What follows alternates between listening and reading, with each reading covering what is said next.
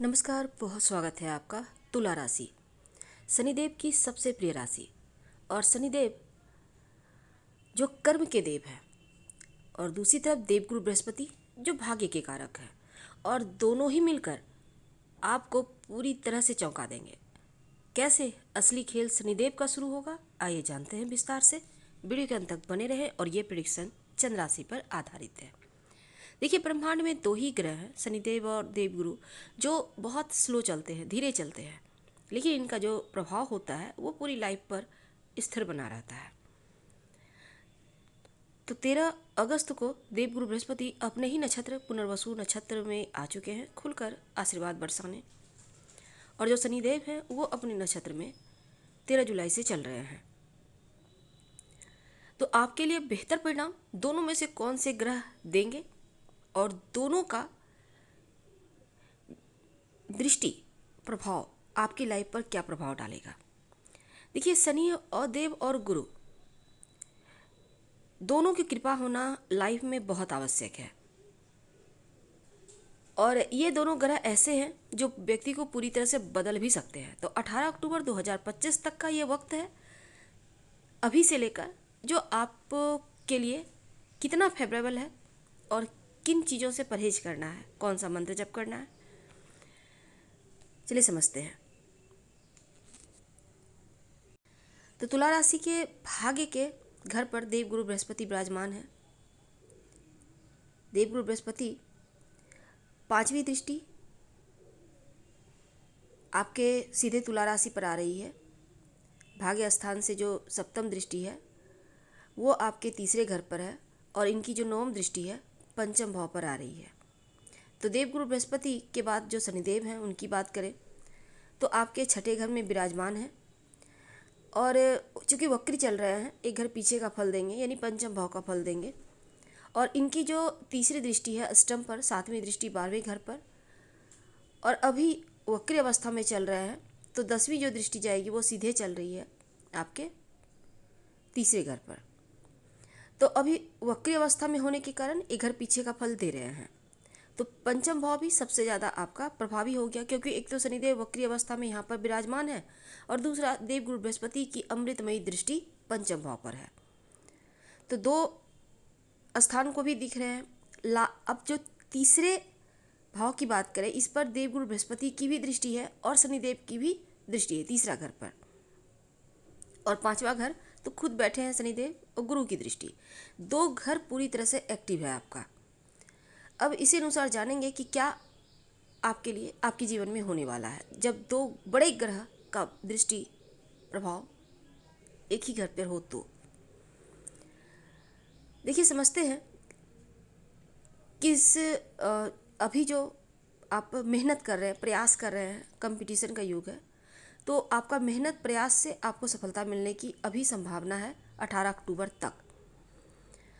भाग्य के कारक जो देवगुरु बृहस्पति है और कर्म के कारक शनिदेव, दोनों की जो संयुक्त कह सकते हैं, दोनों अपने ही नक्षत्र में बैठे हैं, अपने अपने नक्षत्र में, और एकदम से खुश हैं। और दोनों की खुशी भरी जो दृष्टि है वो तीसरे घर पर। अब पराक्रम, हिम्मत, उत्साह बढ़ेगा, कॉन्फिडेंस लेवल हाई रहेगा, और इसके कारण आप विजयश्री को प्राप्त करेंगे। तो तीसरा घर एकदम से एक्टिव हो चुका है। भाई बहन को लेकर बड़ा कोई काम हो सकता है। जीवन में कोई भी तकलीफ है, अशांति है, उससे बाहर निकलने के रास्ते मिलेंगे। समय पॉजिटिव है, सकारात्मक परिणाम लेकर आएगा। कोई प्रॉब्लम चल रहा है उसका हल निकलेगा। अब तीसरा घर एक्टिव हो चुका है, कोई एग्रीमेंट वगैरह हो सकता है। लंबे समय से कोई प्रॉपर्टी डील अटकी हुई है जिसको आप पूरा करना चाहते हैं, एग्रीमेंट पर काम किया है, मार्केटिंग या सेल्स से जुड़े हैं, तो बढ़िया अवसर मिलेगा। आपका दायरा बढ़ेगा, छोटी यात्रा वगैरह के योग बनेंगे, और यात्राओं के माध्यम से भी आपको बेहतर लाभ होता दिखेगा। देवगुरु बृहस्पति की दृष्टि भी पड़ रही है, इसलिए आपका भाग्य एकदम से एक्टिव हो चुका है। भाग्य का पूरा साथ आपको मिलता दिखेगा। रिस्क लेने का जो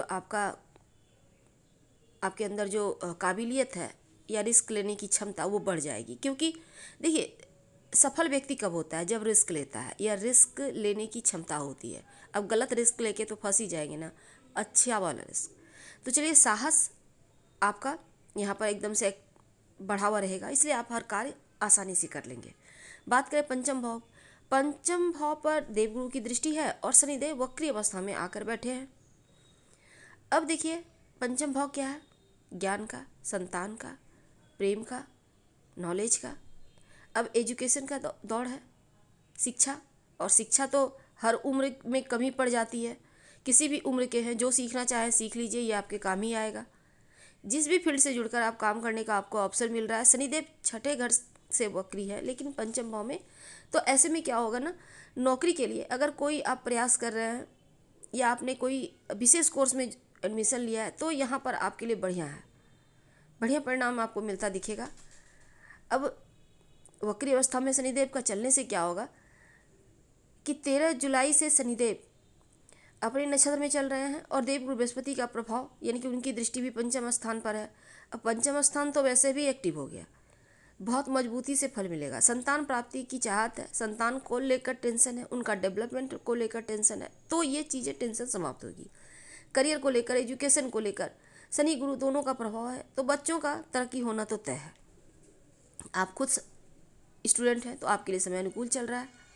पंचम भाव एकदम से एक्टिव है, इसलिए पहले जमा किए पुण्य है उसका भी फल मिलेगा। और भगवत कृपा तो गुरु की आशीर्वाद से बरस ही रहा है। तो पंचम भाव का एक्टिव होने से आपका दिमाग एक्टिव हो जाएगा, आपका सोचने का तरीका अलग हो जाएगा, जिसके माध्यम से आपको लाभ होगा, बेहतर प्रश्न आपको लाभ भी होता दिखेगा। और इस समय देखिए, हो सकता है इस पीरियड में प्रेम विवाह के योग बने या फिर आपके लाइफ में कोई दस्तक दे। हालांकि शिक्षा के मामलों में हमने जैसा शुरुआत में कहा, अच्छा वक्त है, आप प्रयास कीजिए, आपको परिणाम मिलेगा। कई गुना अधिक यहाँ पर लाभ मिलता दिख रहा है। और शनिदेव तो स्वयं ही न्याय के देता है, तो न्याय ही होगा आपके साथ। उपाय क्या करेंगे? ओम संग शनिचराय नमः रोज़ शाम में कम से कम 21 बार, और रोज़ सुबह हल्दी का तिलक माथे पे, कंठ पे या कलाई पे लगाएं तो अनुकूल रहेगा। हम आपसे विदा लेते हैं। जानकारी अच्छी लगे तब लाइक कर, सब्सक्राइब करें, शेयर करें, कमेंट करें। धन्यवाद।